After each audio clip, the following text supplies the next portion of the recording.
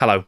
Games Workshop have made some curious and unusual products over the years, and some of them just happen to be more unusual than the rest. I make short, bite-sized 60-second videos about them here on the YouTube Shorts feed, on TikTok, and on Instagram. But I've also compiled an anthology of 10 such shorts so that you can watch them all in one go. This is Halls of Horror, a boxed set of Gothic floor plans released by Games Workshop in 1986. These tiles were designed to be used when playing horror RPGs and offer up a variety of suitably creepy locations that PCs might find themselves in, places like cellars and crypts. Plus, there's tokens to populate all of those scary rooms. They work well with 25mm miniatures, particularly the Gothic horror range produced by Citadel for a prospective Call of Cthulhu line that never came to pass. The box doesn't credit the artist, but I have heard it said that the mighty Bob Naismith may have drawn these tiles. And the cover was a repurposing of Ian Miller's work for the fighting fantasy book House of Hell. Though this was the only box of horror tiles, there were actually a whole range of GW floor plans released for D&D and Warhammer Fantasy Roleplay, including dungeon lairs and rooms. Just be careful where you step. This is Dragonmeet 2023, a gaming convention currently being held in a Hammersmith hotel in London. What might be called the original Dragonmeet was actually D&D Day, and it was organised by Games Workshop in 1977. Ian Livingstone and Steve Jackson had organised a general gaming con the previous year for the first ever Games Day, and in 77 they wanted to hold both Games Day 2 and a dedicated event for the increasingly popular D&D RPG. Held in Fulham Town Hall, the D&D Day was a huge success, and from 1978, the event was renamed Dragonmeet, and it became a regular fixture in the UK gaming scene. Gary Gygax even attended Dragonmeet 2 in 1979, with an offer for TSR and Games Workshop to merge, but that's another story. Dragonmeet is now for games far more diverse than just D&D, but it still has the same fun, energy, and excitement as when it first started. This is the limited edition White Dwarf subscriber model, Long John Grombrindal. Between 2007 and 2014, if you had an annual subscription to the magazine White Dwarf, you received a free exclusive miniature. There was a goblin boss, and of course a space marine, and then several themed versions of the White Dwarf himself, including a vampire hunter, an aviator, a space-traveling tech priest, a film director, and naturally, a classic dwarf lord. Long John was available in 2012 and was sculpted by Giorgio Bassani. This guy is going in my Marienburg army as the captain of a unit of Slayer pirates. After all, there's no greater pirate than Long John Grombrindal. And in his treasure chest, well, there's copies of White Dwarf, of course. This is the creepiest Saint Nick you'll ever meet.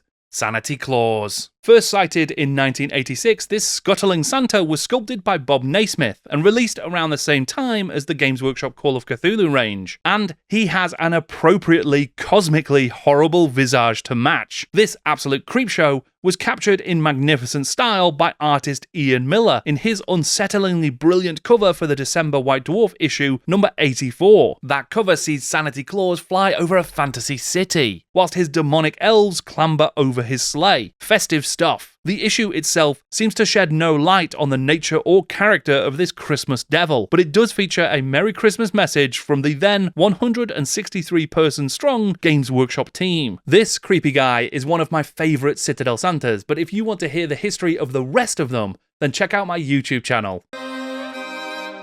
This is a Fiend Factory giant rat, originally released in 1979, an era before blister packs. Beginning in issue 6, there was a regular feature in White Dwarf called the Fiend Factory, which provided DMs with new monsters for their D&D games. Over the next 60 or so issues, there would be creatures as diverse as the terrifying Needleman and powerful god, the Prime Technician. I need their help with Photoshop. In issue 12, a new range of Citadel Fiend Factory miniatures was announced, including 3 variants of the giant rat. After a brief falling out in the early 80s, Games Workshop gave up the rights to the monster minis that were included in TSR UK's Fiend Folio, a new monster manual using the monsters previously published in White Dwarf. To make sure they could still produce miniatures for the Fiend Factory, Citadel resculpted the entire range. Interestingly enough, I've not been able to find rules for the giant rat in any of the Fiend Factory features, or in the first edition of the monster manual either.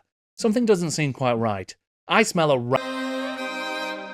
This is a Citadel Interceptor from Dark Future, the game of highway warriors, released in 1988. The game's setting was a nightmarish alternative history of America, developed by Black Library founder Mark Gascoigne, inspired by 80s action movies like Mad Max, classic cyberpunk literature, and the stories in 2000 AD and Judge Dredd. Originally intended to be a role-playing game, the Dark Future setting was instead repurposed as the background for a set of vehicle combat rules that had been designed by Space Hulk and Warhammer creator Richard Hal Halliwell. The resulting game was briefly the third core title for Games Workshop, and was supported by a series of incredible novels, Matchbox-style car miniatures, and 20mm figures as well. The game's cinematic presentation includes art by Les Edwards, Carl Critchlow, Pete Nifton, and others. Dark Future was a short-lived experiment for Games Workshop, but I think it was worth it for the toy cars.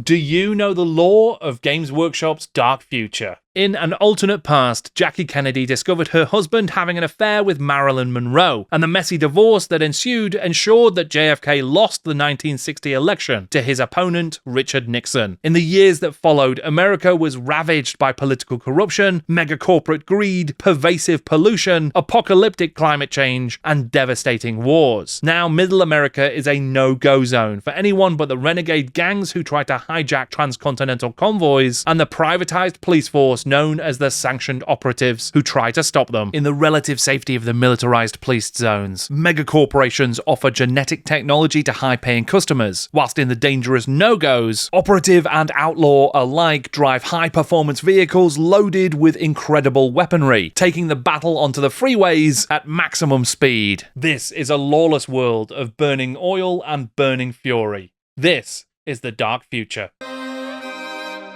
This is a Citadel Starlane Pirate Girl with laser pistol from Games Workshop's pre-40k sci-fi game, Spacefarers. Miniatures for the game were first seen in White Dwarf number 16, released in 1979, and they featured Dark Disciples, Imperial Marines, Cyborg Assassins, and Street Rebels on jet cycles. The rules for the Spacefarers games wouldn't hit shelves until 1981, and were written by Nick Henfrey and Andy Murdin. The miniatures range was sculpted by Michael Perry, Alan Perry, and Tony Ackland, and even included some repurposed security guards from Citadel's early Star Trek range. Art for the game was by Tony Yates, who also illustrated Richard Halliwell and Rick Priestley's Warhammer and 40k predecessors, Reaper and Combat 3000. Spacefarers may have been a short-lived experiment, but by the time the decade was done, Games Workshop would revisit sci-fi skirmish scenarios 40k style.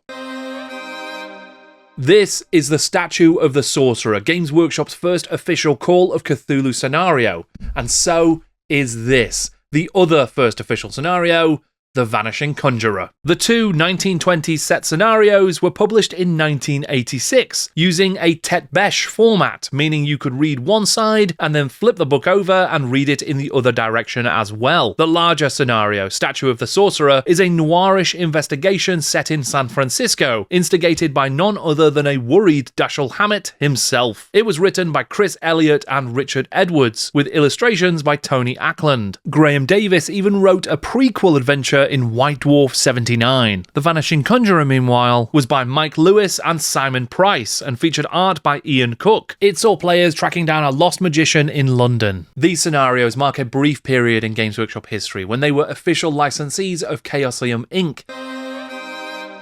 This is a Citadel Miniatures Judge Dredd from 1985. The early Citadel range for Dredd included a murderer's row of classic characters like Judge Anderson, Dark Judges Death, Fear, Fire and Mortis, Fatties, Sky Surfers and Lawmasters. Licensed from 2000 AD to support the Games Workshop Judge Dredd RPG, the miniatures range even extended to Rogue Trooper and Strontium Dog. By the start of the 90s, Citadel had moved away from licensed product lines to concentrate on Warhammer, and though there were other Dredd games in the interim, it wasn't until 2016, when Warlord Games took over the 2000 AD license, that the gaming table was running on thrill power once again. Warlord's compatible systems for Dredd, Strontium Dog, Slain, and soon the ABC Warriors have actually been designed by Games Workshop legends Andy Chambers and Gav Thorpe. And if you want the full history of Judge Dredd at the gaming table, why not grab your lawgiver, set it to hotshot, and check out my YouTube channel, Jordan Sorcery.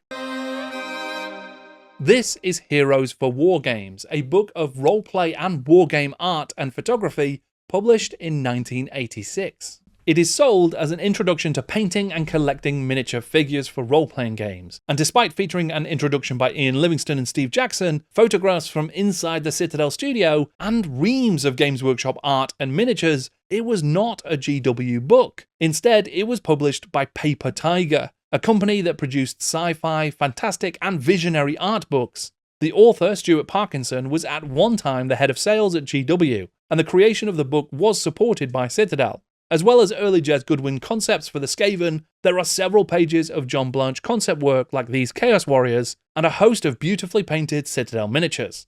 The painting guide and introduction to gaming are certainly of another era, but the visuals in this book are timeless.